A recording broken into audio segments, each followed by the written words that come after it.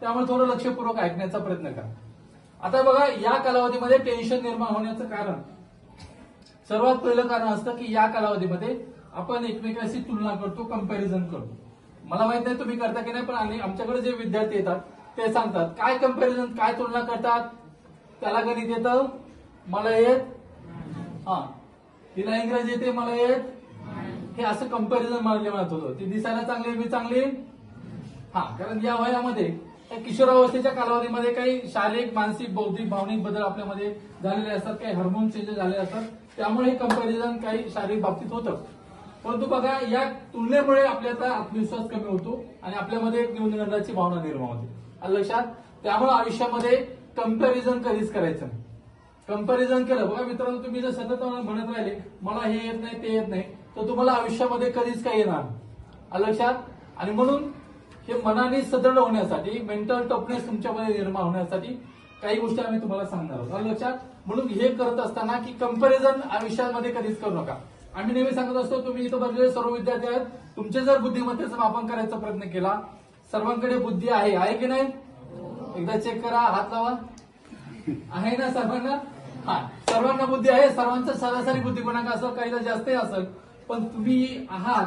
आम्ही नेहमी सांगत असतो, ज्या जगातला प्रत्येक व्यक्ती हा युनिक असतो. म्हणजे आपल्यासारखं या जगामध्ये दुसरं कोणीच नसतं.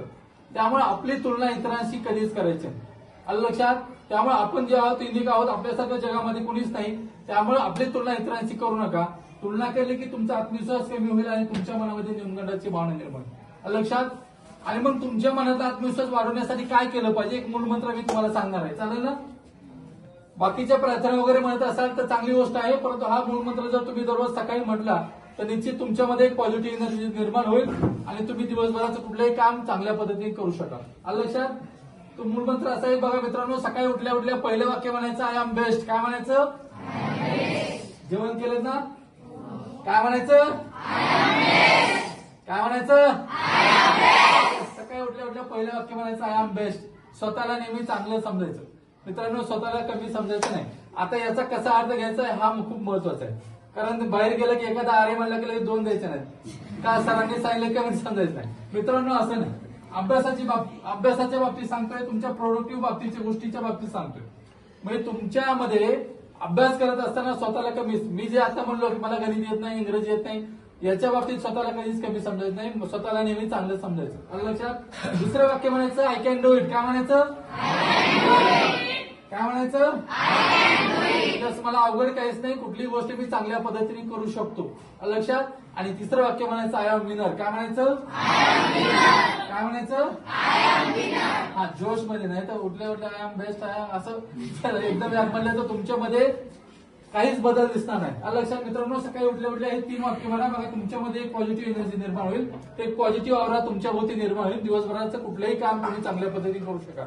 मग तो अभ्यास असेल, वर्गातील सरांनी केलेलं अध्यापन असेल किंवा कुठलीही गोष्ट असेल, अतिशय तुम्ही चांगल्या पद्धतीने करू शकाल. तुमच्या लक्षात राहण्याची क्षमता वाढवायला याची मदत होईल. लक्षात? म्हणजे या साध्या सोप्या गोष्टी असतात.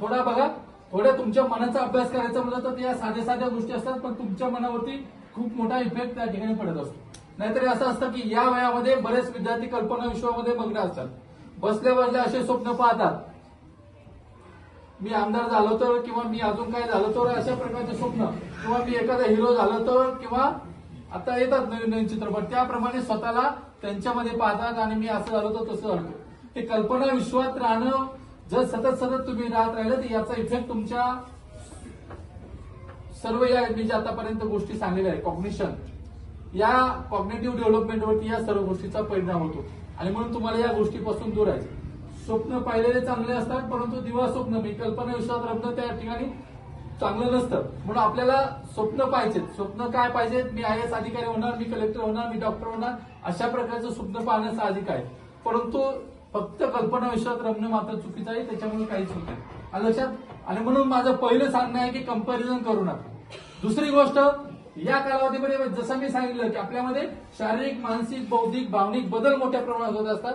म्हणून असंख्य प्रश्न आपल्या मनामध्ये निर्माण झालेले असतात आणि या प्रश्नाचं योग्य निराकरण होणं गरजेचं असतं. मग आपण काय करतो की आपल्या मनातले प्रश्न आपल्या मित्रांना विचारतो, मित्राकडून काहीतरी चुकीचं मार्गदर्शन आपल्याला भेटतं आणि आपलं व्यक्तिमत्व विकृत करण्याची शक्यता मोठ्या प्रमाणात असते. आणि म्हणून आपल्या मनातील शंकाचं निरसन करायचं असेल तर अगोदर आपले प्रश्न आपण आपल्या गुरुजन वर्गाला विचारले पाहिजेत, आपल्या सरांना आपल्या मॅडमला आपण प्रश्न विचारले पाहिजेत. आणि याच्या व्यतिरिक्त जर काही तुमच्या मनामध्ये प्रश्न असतील, एक तज्ञ म्हणून आम्ही जिल्हा रुग्णालयामध्ये असतो, परंतु आमच्यापर्यंत तुम्ही पोहोचू शकत नाही, म्हणून शासनाने आपल्यासाठी एक सुविधा सुरू केलेली आहे. काय सुविधा आहे? एक टोल फ्री क्रमांक आपल्यासाठी मित्रांनो सुरू केलेला आहे. तो टोल फ्री क्रमांक आहे 14416. किती? 14416. हा 14416 टोल फ्री क्रमांक आहे. 18 भाषेमध्ये त्याच्यावरती मार्गदर्शन केलं जाईल. किती? ऑल इंडियासाठी टोल फ्री क्रमांक आहे. कधी घरी गेल्यानंतर लावून बघा. ते तुम्ही जे सांगता ना, आता प्रत्येकाची समस्या मला ऐकणं बसणं त्या निराकरण करणं शक्य नाही, पण अभ्यासाच्या समस्या असतील किंवा अजून कुठल्या समस्या असतील, सर मला खूप राग येतोय, मला खूप चिडचिड होते, मी एका ठिकाणी स्थिर बसू शकत नाही, एका ठिकाणी जास्त वेळ बसू शकत नाही, कुठल्याही बाबतीत कुठल्याही मनात जे काही शंका असतील, मग ती शारीरिक असतील, मानसिक असतील, बौद्धिक असतील, कुठल्याही अभ्यासाच्या बाबतीत असतील किंवा कुठल्याही बाबतीत जर तुमच्या मनामध्ये काही शंका असतील तर टोल फ्री क्रमांक आम्ही या पुस्तकावरती पण दिलेला आहे. लक्षात? 14416.